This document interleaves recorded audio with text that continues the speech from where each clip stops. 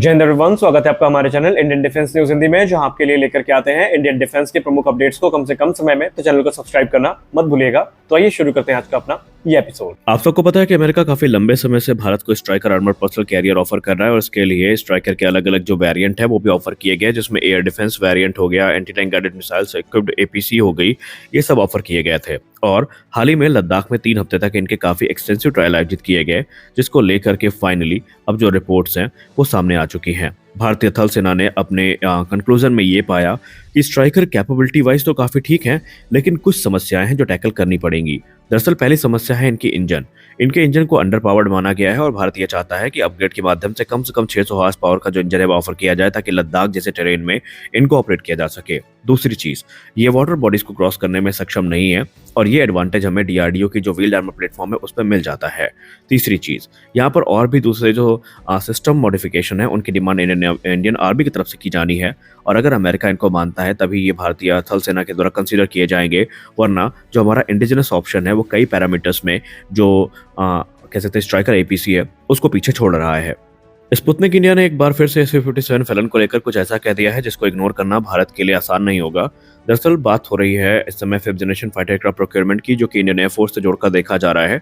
और आप सब जानते हैं एरो इंडिया 2025 में जो Su-57 फैलन है वो भारत आने वाला है। इसको लेकर स्पुतनिक ने रिपोर्ट में कहा है कि अगर भारतीय वायुसेना इसको कंसिडर करती है तो इसमें जो हाइपरसोनिक वेपन का एक्सेस है भारत को मिलेगा। इसमें R-37M जैसी जो एक्स्ट्रा लॉन्ग रेंज की मिसाइल है वो देखने को मिलेगी, तो वहीं किंजाल जैसी जो हाइपरसोनिक मिसाइल्स हैं भारत को देखने को मिलने वाली हैं। इसके अलावा भारत के रिक्वायरमेंट के हिसाब से जो मॉडिफिकेशन है एयरक्राफ्ट में करी जानी है, और ये एयरक्राफ्ट अपनी कैटेगरी का one of the fastest aircraft होगा जो भारतीय वायुसेना की रिक्वायरमेंट को पूरा करने में सक्षम होगा, और इसकी रेंज को 5500 किलोमीटर तक एक्सटेंड भी किया जा सकता है। और जो इंडिया स्पेसिफिक एनहांसमेंट है इसके लिए भी वो मान चुके हैं, और इसका ट्विन सीटर वेरिएंट भी उनके तरफ से ऑफर किया जा रहा है। तो देखना ये है कि एरो इंडिया 2025 के बाद माना जा रहा है कि तकरीबन हफ्ते भर से ज्यादा ये एयरक्राफ्ट भारत में ही रहेगा, जहां पर भारतीय सेना के अधिकारी जो है या नौवायु सेना के अधिकारी जो है वो इसको इंस्पेक्ट करेंगे, और फिर जो एक डिटेल्ड प्रपोजल है भारत के सामने रखा जाएगा।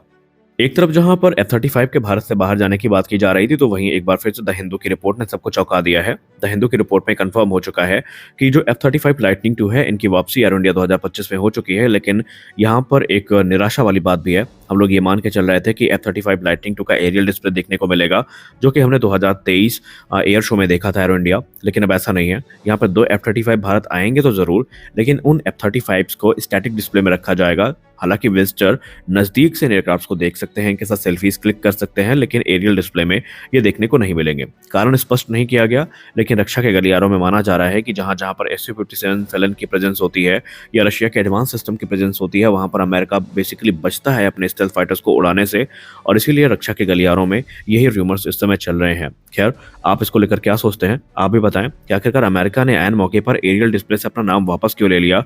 क्या अमेरिका Su-57 फैलन से डरता है या और कोई रीजन है? आप इसको लेकर क्या सोचते हैं जरूर बताएं।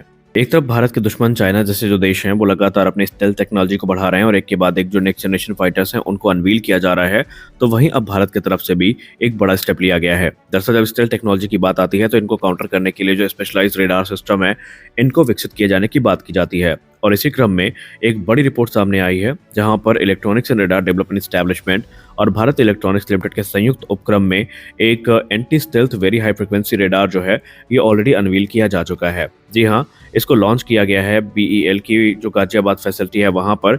ये एक कटिंग एज रेडार सिस्टम होने वाला है जो कि स्टेल्थ टेक्नोलॉजी को काउंटर करने के काम में आएगा, और ये जो स्टेल्थ एयरक्राफ्ट है उनके बारे में जानकारी काफी पहले ही पहुंचा देगा। और इसका जो एडवांस सर्विलेंस फीचर है इसके चलते भारत के पास एक ऐसी कैपेबिलिटी होगी जहां पर ये स्टेल्थ टारगेट को एक्सटेंडेड रेंज से डिटेक्ट कर पाएंगे, और इसका फायदा ये होगा कि भारत पहले से रणनीति तैयार कर सकता है या अटैक के लिए खुद को तैयार कर सकता है जैसे ये एयरक्राफ्ट एयरबॉर्न होंगे।